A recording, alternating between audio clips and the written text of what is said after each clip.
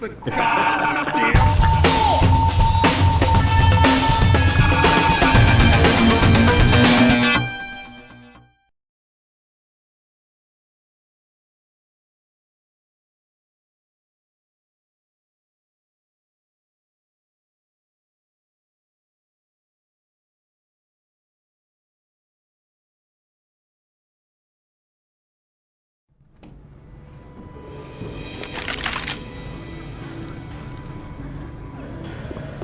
Valve has a long history of gathering real-world gameplay data and using that to improve our products. In Left 4 Dead, we automatically gather data from internal playtests and use that to tune the game.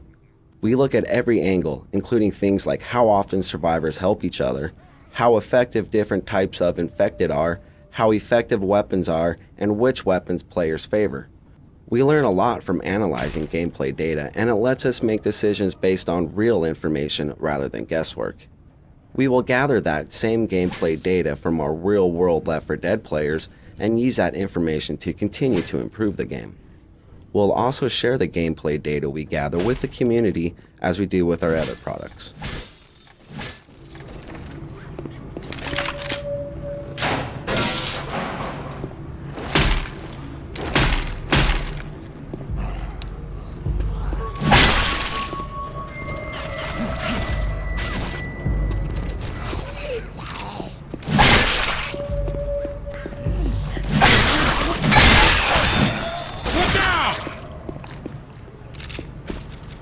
At least the power's on. Since killing zombies is such a big part of this game, we invested a lot of time into making their death animations more dramatic than simple ragdolls. We had a professional stuntman on a motion capture stage perform about 100 different dying animations from different kinds of weapons and hit from different directions, like from the front or behind. We then combined these mocap animations with the physics-driven ragdolls. The result is a really cinematic experience, with zombies that stumble for a few steps into a wall, then slide down the wall and collapse, for example. It's the best of both worlds. We took several steps to keep the music interesting enough that the players would be inclined to keep it on as they play. We keep it changing so it won't become tedious. To this end, we created a music director that runs alongside the AI director, tracking the player's experience rather than their emotional state. We keep the music appropriate to each player's situation and highly personalized. The music engine in Left 4 Dead has a complete client-side multi-track system per player that is completely unique to that player and can even be monitored by the spectators. Since some of the fun of Left 4 Dead is watching your friends when you're dead, we thought it was important to hear their personal soundtrack as well. This feature is unique to Left 4 Dead. In Left 4 Dead, players are constantly getting attacked by mobs of common infected, and have lots of opportunities to view individual infecteds up close. Playtesters tend to notice and remember the variety of faces and clothing of the different types of common infected, and it helped to reinforce the sense of a vast epidemic. It was a challenge to create this diversity of looks for common infected and take advantage of unique clothing or uniforms in specific areas without blowing our model and texture memory budgets. We came up with a system of marking navigation areas to spawn specific populations of infected. Each population type defines probabilities for which common infected versions can be spawned. For instance, lots of TSA agents are spawned in the airport, hospital patients around the hospital, cops in the streets, office employees in the offices, etc. We also paid special attention to infected heads and upper bodies, because playtesters were noticing those parts of common infected the most. By randomly selecting from a lot of small head textures packed in a single texture sheet, using random tint colors for clothing materials, and using random body groups for infected bodies, we could generate over 1,500 different looks for common infected.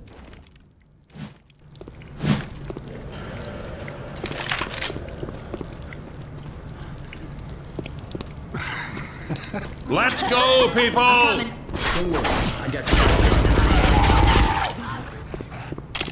The idea that a bad decision by one player directly impacts the whole team is central to the design of Left 4 Dead. It is emotionally very powerful to know that you need your teammates to succeed, and to have clear and visceral feedback that you just made a mistake that is going to cost the team dearly. Examples include shooting a boomer that explodes on a friend, causing a horde of zombies to attack him, causing the witch to attack, which usually means someone is going to die, throwing a bad Molotov and burning your friends to a crisp, shooting a car alarm, causing all hell to break loose, running away and leaving your team incapacitated and dying, and of course, shooting your friend in the back as he was limping into the safe house, incapacitating him while the horde is hot on your heels. These kind of actions may not actually end your game, but your friends will certainly let you know just how they feel about them.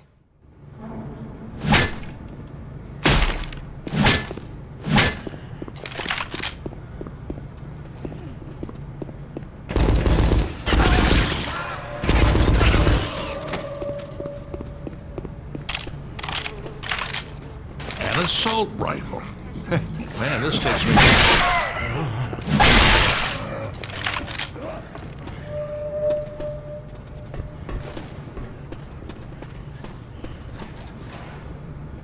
Weapons here!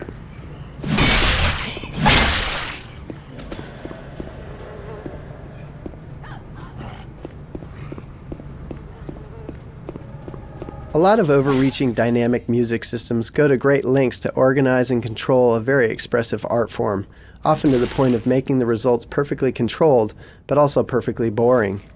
Our music director aims for planned serendipity.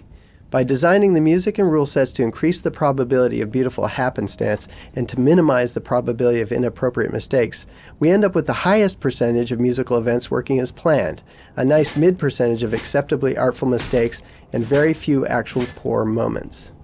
If you over-design the music and rule sets, there are no surprises, and without surprises, listeners are quickly bored. Ironically, by keeping things simple, the music seems planned. Greater complexity just leads to greater randomness and many more poor moments.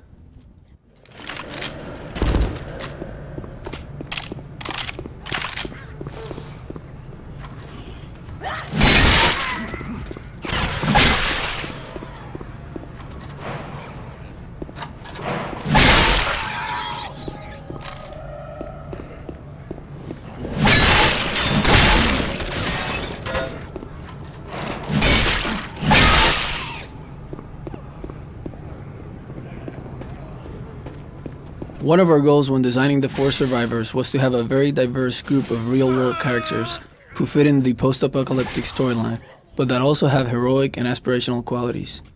Bill was a challenging design problem when it came to finding the correct balance between realism and idealism. In our first attempts, we made him look a bit too old and frail, which made him seem physically incapable of fighting against the Horde.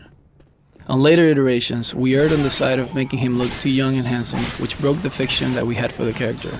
In our final design, we balanced the character backstory and the aspirational qualities, portraying Bill as a once heroic army veteran, who though older and wiser, can still excel at physical combat.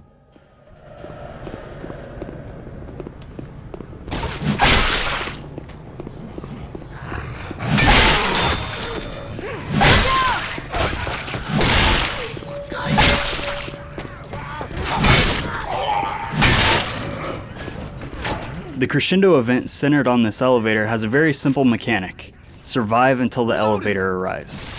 In order to distinguish it from other crescendo events, we added breakable walls that allowed the Horde to smash through, surprising the survivors and providing access for them to attack from all directions. Yep, I'm ready.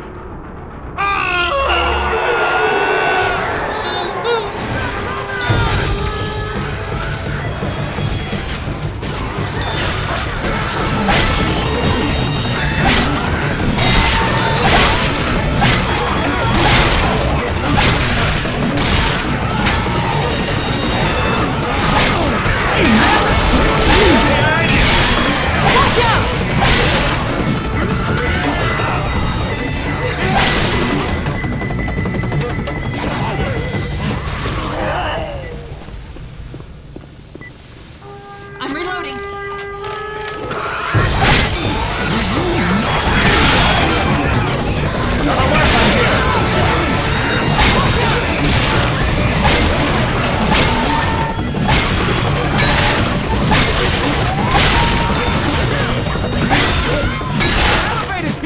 Into the elevator! Move it on! We base the music on what the player is actually experiencing and not on what we want them to experience. Working from artificial life work our audio designers had done on Lord of the Rings and the Matrix sequels, we implemented a simple system to examine what's going on in the player's immediate environment, then added the appropriate reactive scalar rule sets to control the music and its volume levels. Most of the more prominent musical cues are thus reactive results from rule sets processing this input, making the musical experience specific to each player. This system also controls the dynamic mix system, another feature unique to Left 4 Dead. Come on, let's go. Right behind you. Hurry up! Hurry! Hurry! With you. I'm here. With you. Let's go! Another dialogue feature added for Left 4 Dead is the ability for characters to dynamically notice and comment upon objects in their world. In other Source games, we could write explicit scenes for supporting characters to act out at certain points in the world, but in Left 4 Dead, we can never be sure which survivors will actually be alive at any given moment. So, the game considers which characters are present and their condition before automatically choosing the best available conversation that includes whoever is around. The first version of this area didn't have any openings on the walls at all. Everything was closed off. We decided that since we were so high up in the hospital and there wasn't any real geometry below, that we could add windows and use 3D skybox to provide this great vista. Once we put windows in, sometimes the hunter attack would push you out of the window. It became scary to get by those windows, and once we realized how much fun it was to get near the risky area, we decided to open up this level as much as possible. So all the walls around the extensive level were just removed entirely. We've got a bunch of areas where some of the props and debris in the environment force you to walk even closer to the edge than you might want to. Watch out! Given all the rooftop in the game, we saw Survivor falling off a lot, and it wasn't much fun. So we would make it all the way up here, heading for a checkpoint, and then a zombie would come around the corner, and they'd back right off the edge of the building and fall. We wanted to give them a second chance, and in the process encourage the cooperative type of gameplay we were aiming for. So we came up with the idea of having them grab the ledge and hang there until a teammate helped them. The nice thing about this feature is it also builds tension. As soon as you grab the ledge, the clock starts ticking. You watch your character go from hanging with 2 hands to dropping off to 1 hand till eventually he slips and falls. In the older version, you simply fall and that was it. It was over. So solving a problem consistent with our game design principle led to another opportunity to build team play and tension. In playtests, people were often confused by certain events and elements in the game. The addition of musical cues helped distinguish these events and diminish player confusion. This was similar to the way that we experimented with distinct visual silhouettes in order to make our characters stand out in a chaotic environment. Audio silhouettes work on a preconscious level and are rarely perceived as intentional.